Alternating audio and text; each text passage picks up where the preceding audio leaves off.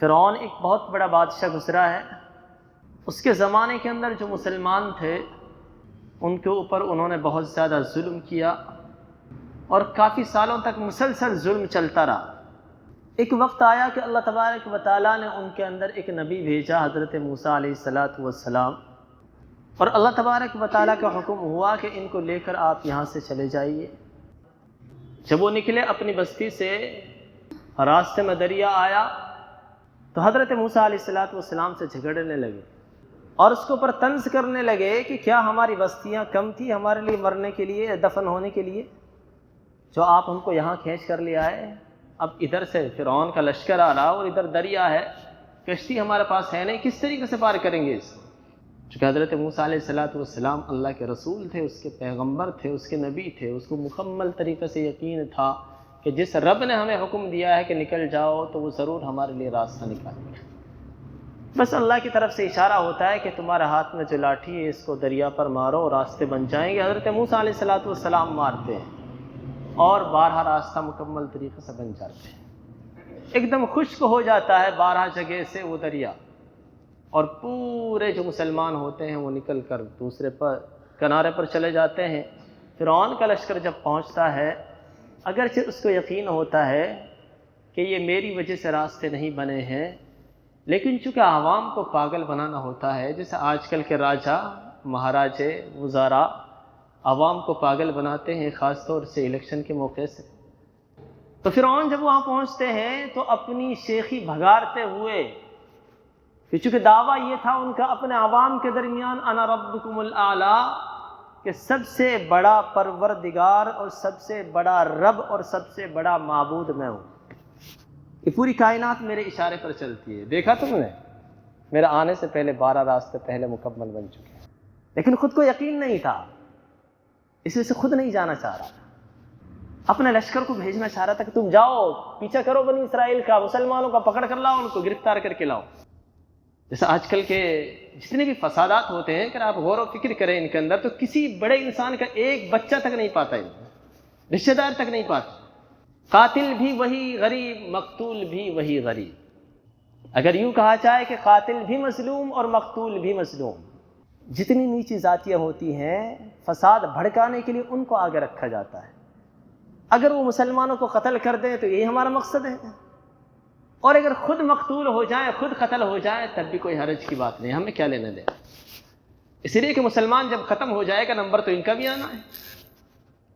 بنانا جو اس کو ہندو راشٹر، تو نمبر تو ان کا بھی آنا ہے. ہاں، پہلا ٹارگیٹ جو ہے وہ مسلمان ہے. تو بہرحال بات دوسری طرف جا، میں کہہ رہا ہوں کتنے عیار ہیں لوگ. آج کل بھی ایسے عیاروں کی کوئی کمی نہیں ہے، اور خاص طور سے اگر ایک سے ایک چڑھتی ایسا عیار دیکھنا ہو تو الیکشن کے موقع پر دیکھنا ہو.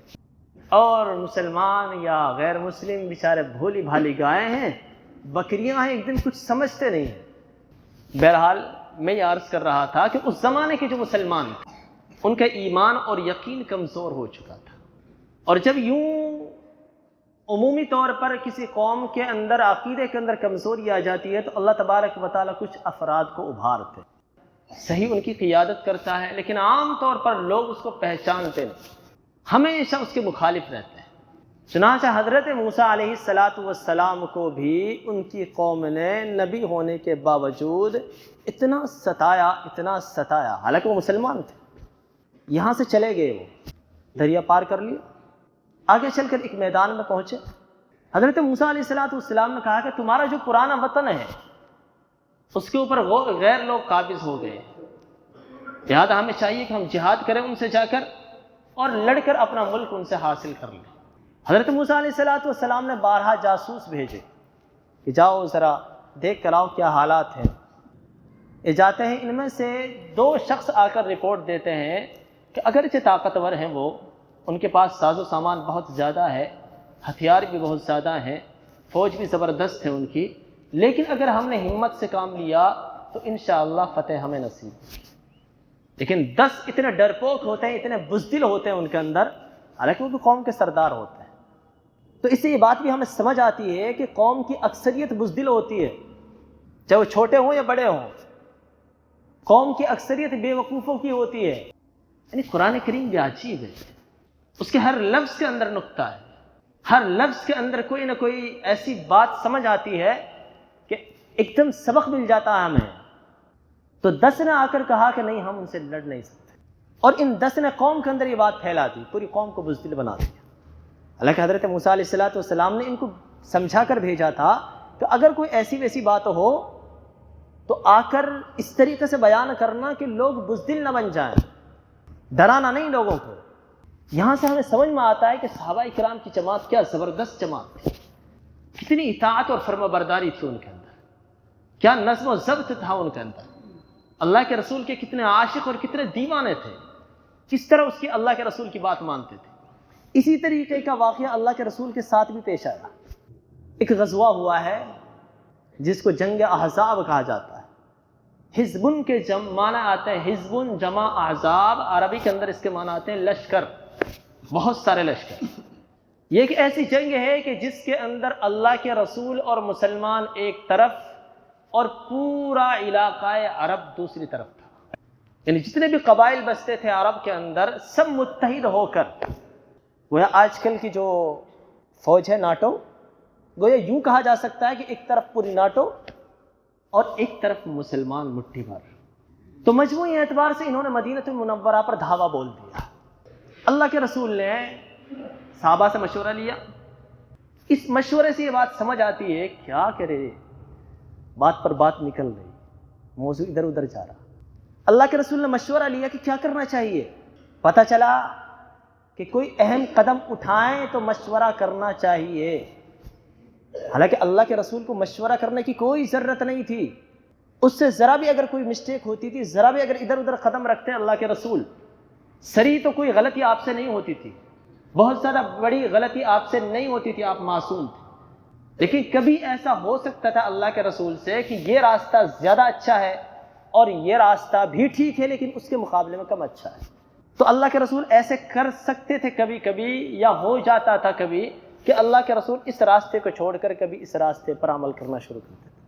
لیکن جیسے ہی آپ قدم رکھتے اس راستے پر جو زیادہ اچھا نہیں ہے، اگرچہ ٹھیک ہے لیکن اس کے مقابلے میں کم ٹھیک ہے، تو اللہ کی طرف سے فوراً آپ کو مطلع کر دیا جاتا ہے کہ نہیں، یہ راستہ آپ کا درست نہیں، آپ اسی راستے پر۔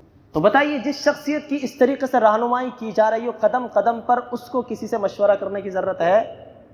ہرگز اس کو مشورہ کرنے کی ضرورت نہیں۔ لیکن اس کے باوجود جب یہ جنگ چھڑی ہے تو اللہ کے رسول نے صحابہ کرام کو جمع کیا، جمع کرنے کے بعد ان سے مشورہ کیا کہ کیا کرنا چاہیے۔ پورا عرب امڑ آیا ہے، صرف قریش مکہ نہیں ہے، طائف والے بھی ہیں، حنین والے بھی ہیں، یعنی جتنے بھی بڑے بڑے لشکر تھے، بڑے بڑے قبائل تھے پورے جزیرۃ العرب کے اندر، سب آ گئے ہیں تمہارے خلاف متحد ہو کر۔ کیا کرنا چاہیے؟ حضرت سلمان فارسی رضی اللہ تعالیٰ عنہ نے مشورہ دیا کہ اللہ کے رسول، چونکہ یہ فارس کے رہنے والے تھے، اللہ تبارک و تعالیٰ نے ان کے لیے بہت زیادہ عمر دی، 300 سال کی عمر پائی، 150 سال اسلام سے پہلے اور 150 سال اسلام لانے کے بعد۔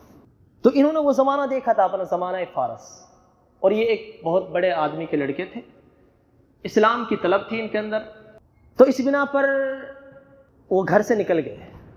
ان کا واقعہ بھی لمبا، بہرحال اس کو میں چھوڑتا ہوں۔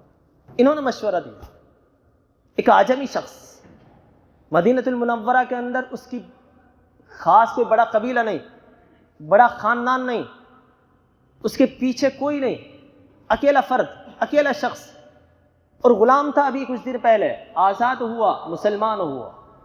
اس نے مشورہ دیا، حالانکہ اس مجلس کے اندر، اس کونسل کے اندر، اس مجلس کے اندر، اس مشورے کی جو میٹنگ تھی اس کے اندر حضرت ابوبکر صدیق بھی ہیں، حضرت عمر بھی ہیں، حضرت عثمان غنی بھی ہیں، حضرت علی کرم اللہ وجہہ بھی ہیں، حضرت عبد الرحمن ابن عوف بھی ہیں۔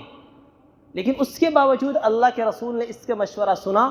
انہوں نے کہا یا رسول اللہ، جب اس طریقے سے کوئی دشمن ہمارے اوپر چڑھ کر آتا تھا تو ہم سامنے خندق کھودتے تھے تاکہ وہ دشمن کراس کر کے ہمارے پاس نہ آ سکے، اور ادھر ہم کھڑے ہو جاتے، جیسا ہم سے مقابلہ ہوتا ویسے مقابلہ کرتے۔ اللہ کے رسول کو یہ رائے پسند آئی، اللہ کے رسول نے اس کے اوپر عمل کیا۔ چنانچہ اس کی وجہ سے وہ جو لشکر آئے تھے، تقریباً 14,000 کا لشکر تھا، وہ سب ناکام چلے گئے۔ تقریباً 1 مہینہ تک یا 20 دن تک انہوں نے محاصرہ رکھا مدینے کا، آخر کار وہ ناکام ہو کر واپس چلے گئے۔ میں یہ سمجھانا چاہتا ہوں کہ ہمارے یہاں اگر کوئی شخص ذرا اللہ تبارک و تعالیٰ اس کو کوئی عہدہ دے دیتا ہے، اور خاص طور سے سرکاری اعتبار سے اگر اس کو کوئی عہدہ مل جائے، مثلا وہ کسی پارٹی کا صدر ہو، تو پھر وہ یہ سمجھتا ہے کہ من چنی دیگر نیست، ہم چنی ڈنگرے نیست، ہماری طرح کوئی جانور نہیں ہے، ہماری طرح کوئی بے وقوف گدھا نہیں ہے. یعنی سمجھتے نہیں اپنا آپ کو، اتنا گھمنڈ اور تکبر آ جاتا ہے ان کے اندر. اگر کوئی شخص ان کو مشورہ دیتا ہے، کوئی رائے دیتا ہے کہ اگر یوں کر لیا جائے تو زیادہ اچھا ہے، تو ان کو پسند نہیں آتا، ان کے ماتھے پر سلوٹیں پڑ جاتی. دیکھیں اللہ کے رسول خلاصہ کائنات ہیں، بزم کائنات کو جن کے لیے سجایا گیا ہے. میرے نبی اگر پیدا نہ ہوتے تو یہ دنیا پیدا نہ ہوتی. وہ مشورہ لے رہے اپنے ادنا صحابیوں سے، اور ایسے صحابی نے رائے دی جو غلام رہ چکا ہے. اللہ کے رسول نے اس کی رائے کو پسند نہیں کیا. پتہ چلا کہ مسلمانوں کے اندر مزاج مشورہ کا ہونا چاہیے، خاص طور سے اہم قدم جب اٹھائیں. اب یہ نہیں کہ اگر آپ کھانا بنانا چاہتے ہیں تو اس کے لیے بھی مشورہ کریں، پیشاب کرنے کے لیے جا رہے ہیں اس کے لیے بھی مشورہ کریں.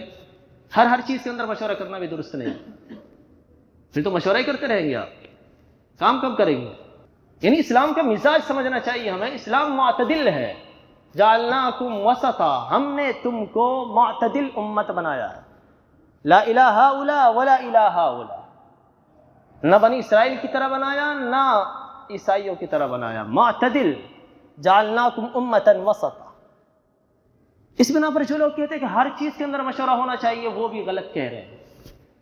پھر تو مشورہ ہی کرتے رہو صبح سے لے کر شام تک ہر چیز کے لیے. اور جو یہ کہتے ہیں کہ مشورہ ہے ہی کوئی چیز نہیں، وہ بھی غلط کہہ رہے ہیں. اہم قدم جب اٹھاؤ قرآن و حدیث کی روشنی میں، اس کے لیے صاف حکم ہمارے پاس موجود نہ ہو تو اس کے اندر مشورہ کرنا چاہیے.